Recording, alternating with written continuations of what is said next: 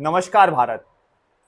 स्वागत है आप सभी का हमारे इस अगले वीडियो में, जहां पे आप पीछे जो कैप्शन लिखा हुआ है वो देख के पढ़ पा रहे होंगे, गुरु बनाम छपरी गुरु। ठीक है, ये कैप्शन है और थोड़ा सा रोचकता है। आप समझ पा रहे होंगे कि हम किस विषय पे बात करने जा रहे हैं। ये फोटो देख के आप समझ पा रहे होंगे और आप समझ पाएंगे कि कौन से गुरु का ज्ञान आपको चाहिए। तो देखिए, कहानी की शुरुआत करते हैं, वीडियो की शुरुआत करते हैं एक कहानी से। आज की वीडियो एक कहानी पर आधारित होगी। नमस्कार भारत, स्वागत है फिर अगले वीडियो में आप सभी का। आज की वीडियो की शुरुआत आप जैसे समझ पा रहे होंगे, गुरु बनाम छपरी गुरु को लेकर है। आज के दौर में गुरु के जगह पर छपरी गुरुओं ने जगह ले लिया है, तो उनके विषयों पर हम बात करने वाले हैं। वीडियो की शुरुआत एक कहानी से करते हैं, एक ऐसी कहानी जो आपको सुननी चाहिए और जिसकी गहराई को आपको समझनी चाहिए। कहानी है एक बच्चे की। वो बच्चा अर्जुन नाम है उस बच्चे का। बहुत तेजस्वी बच्चा है, बहुत होशियार है, पढ़ने में बहुत अच्छा है, लेकिन उसकी समस्या है कि दिन भर मोबाइल से चिपका रहता है। पूरे दिन मोबाइल लेकर बैठा रहता है, टैब लेकर बैठा रहता है, लैपटॉप लेकर बैठा रहता है और बहुत परेशान रहता है, बहुत उलझनों में रहता है। उसकी परेशानी देखकर उसके माता पिता परेशानी में रहते हैं। कोई ये कहता है कि सुबह 4 बजे नहीं उठोगे तो तुम्हारी जिंदगी बर्बाद हो जाएगी। कोई ये कहता है 5 घंटे ऐसे पढ़ो और यूपीएससी निकालो, नीट निकालो, आईआईटी निकालो। कोई ऐसे कहता है कि तुम कहीं से पढ़ रहे हो, कुछ भी पढ़ रहे हो, नहीं, अगर हमारा नहीं पढ़ रहे हो तो सिलेक्शन नहीं होगा तुम्हारा।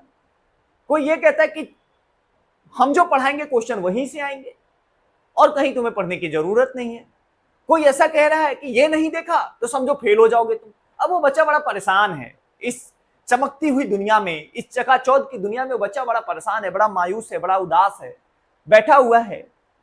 माता समझ जाती है कि बेटा बड़ा उदास है। उदासी का कारण पूछती है तो बच्चा बताता है कि ऐसी ऐसी समस्याएं हैं। माँ वो अनुभव की खान है जो अपने बच्चे को बेहतर समझती है। माँ कहती है कि ठीक है बेटा, सबकी सुना तुमने, किताबों ने तुमसे क्या कहा। बच्चा कहता है माँ क्या बात करती हो तुम। अब उस एक अनुभव की खान से एक बहुत छोटा सा बच्चा ये कह रहा है कि माँ तुम कौन सी दुनिया में हो। ये इंस्टाग्राम की दुनिया है, ये यूट्यूब की दुनिया है, ये फेसबुक की दुनिया है, यहाँ तुम किताबों की बात करती हो। तुम कौन से दौर में जी रही हो माँ। माँ मुस्कुराती है और माँ मुस्कुरा के कहती है ठीक है बेटा, चलो तुमको आज कहीं लेके चलती हूँ। माँ लेकर जाती हैं एक वृद्ध गुरु के पास, एक बूढ़े गुरु के पास। बच्चा जब देखता तो कहता है ये सिखाएंगे, ये पढ़ाएंगे हमको, क्योंकि वो हमारी गुरुकुल परंपराओं से परिचित नहीं है। वो चश्मा लगाए हुए, रील्स बनाते हुए, बड़े बाल लहराते हुए, तू शेर है, तू चीता है, तुझ में आग है, ऐसे शब्दों का, बदतमीजी और लफंगई वाले भाषाओं को समझा हुआ बच्चा है। उसको नहीं पता कि गुरु वाणी क्या होती है, गुरु मंत्र क्या होता है, गुरु शब्द क्या होता है, उसको नहीं पता। तो वो वृद्ध को देखकर समझता है कि ये बताएंगे हमें, ये पढ़ाएंगे हमें। वो माँ कहती है ठीक है कोई बात नहीं बेटा, तुम सुनो तो सही। जब वो गुरु के पास जाता है तो गुरु जी उससे कहते हैं, वो अपनी पूरी परेशानी बताता है। गुरु जी कहते हैं कोई बात नहीं बेटा, 3 दिन तक कोई मोबाइल नहीं, कोई इंटरनेट नहीं, कोई सोशल मीडिया नहीं, मौन चुप रहना है और एक किनारे चुपचाप बैठना है तुमको, और 3 दिन तक तुमको सारी दुनिया से कट आउट रहना है। वो बच्चा पहले तो परेशान होता है, लेकिन बैठ जाता है, सोचता है कुछ तो मिलेगा, माँ ने लाया है तो कुछ तो सोच के लाया होगा। तो 3 दिन के लिए वो क्या करता है, बैठ जाता है। अब जब वो 3 दिनों के लिए बैठ जाता है तो 3 दिन बाद जो है, जब वो उठता है तो उसकी आंखें नम है, भीगी हुई हैं। माँ को गले लगाकर रोता है, कहता है माँ वहां कोई तामझाम नहीं था, वहां कोई चकाचौंध भरी दुनिया नहीं थी, वहां कोई डिस्ट्रैक्शंस नहीं था, वहां मैंने खुद को सुना है माँ, वहां मैंने खुद को जाना है माँ। माँ मुस्कुराती है, माँ तो समझ जाती है और वो कहती है कि बेटा, असली गुरु जिस दिन तुमको मिल जाएगा ना, उस दिन तुम्हारे अंदर के ज्ञान को जगा देगा।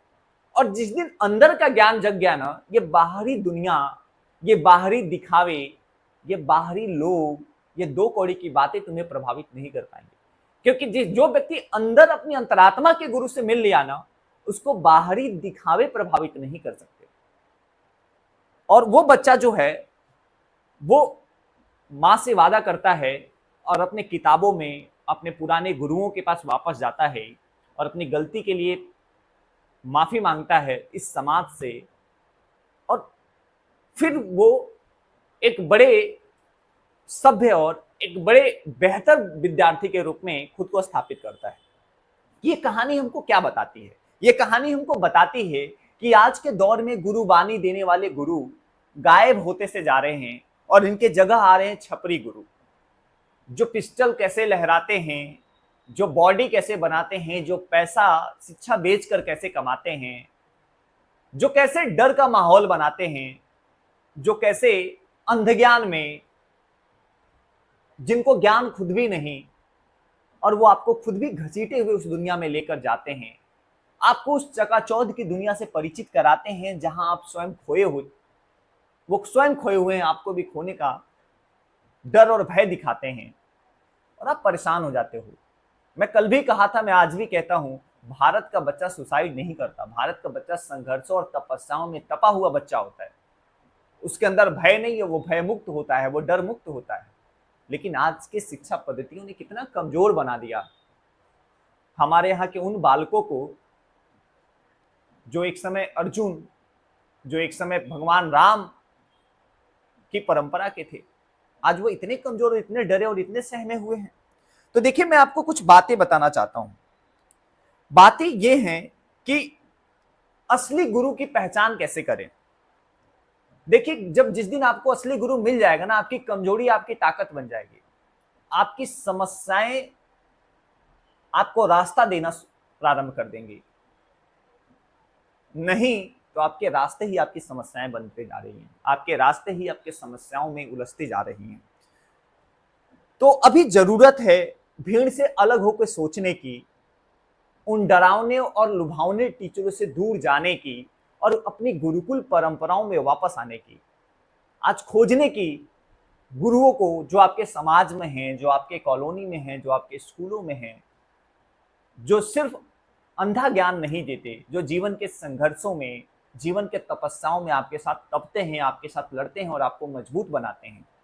फिर जरूरत है वहां वापस जाने की। और अभी बहुत देर नहीं हुआ। जो शुरुआत मैकाले ने किया था, जो पश्चिमी विचारधाराओं ने हमें प्रभावित करने का प्रयास किया था, वो तब नहीं कर पाए, लेकिन आज के भारत में कर रहे हैं।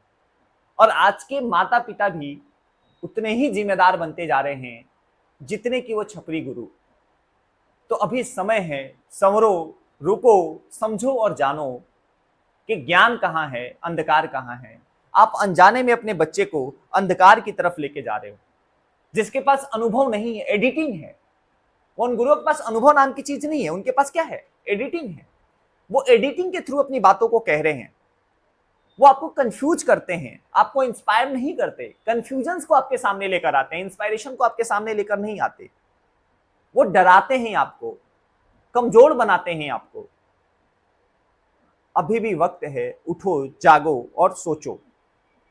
जो अच्छा गुरु होगा ना, उसका जो तरीका होगा वो साधना और अनुभव पर आधारित होगा, ना कि रील्स और टेम्पलेट पे आधारित होगा। जो वास्तविक गुरु होगा वो साधना और अनुभव की बात करेगा, ना कि रील्स और टेम्पलेट की बात करेगा।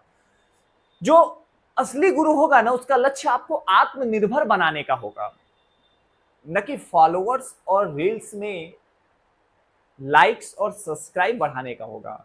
जो अच्छा गुरु होगा ना, वो आपके सोचने की शक्ति को बढ़ाएगा, न कि दिखावे की आदत की लत लगाएगा। वो आपको कब महान बनाएगा ये आप खुद भी नहीं समझ पाएंगे। वो कब आपको एक चट्टान बनाएगा आप खुद भी नहीं समझ पाएंगे। तो अभी वक्त है, अभी समय है। अगर माता पिता बच्चों को असली गुरु तक नहीं पहुंचाएंगे तो डिजिटल भटकाव उनका भविष्य ले डूबेगा और आने वाले पीढ़ियों के भविष्य को ले डूबेगा। इसलिए माता पिता, समाज के बड़े जनों की ये नैतिक दायित्व और जिम्मेदारी होती है कि भटके हुए युवाओं को, आने वाले पीढ़ियों को एक सही मार्गदर्शन और सही गुरुओं के पास पहुंचाया जाए। ये हमारी भी जिम्मेदारी है, ये आपकी जिम्मेदारी है। मैं इस व्यवस्थाओं को, इस सिस्टम को बहुत करीब से देख रहा हूँ। मैं खुद भी पढ़ाता हूँ, एक विद्यार्थी के रूप में आज भी हूँ, और मैं इस चौकाचौंध की दुनिया को महसूस कर पा रहा हूँ। और मुझे जरूरी लगता है ऐसे विषयों पे बात करना जहां हम भारत के भविष्य को उजाले से नहीं, अंधेरों से भरने जा रहे हैं।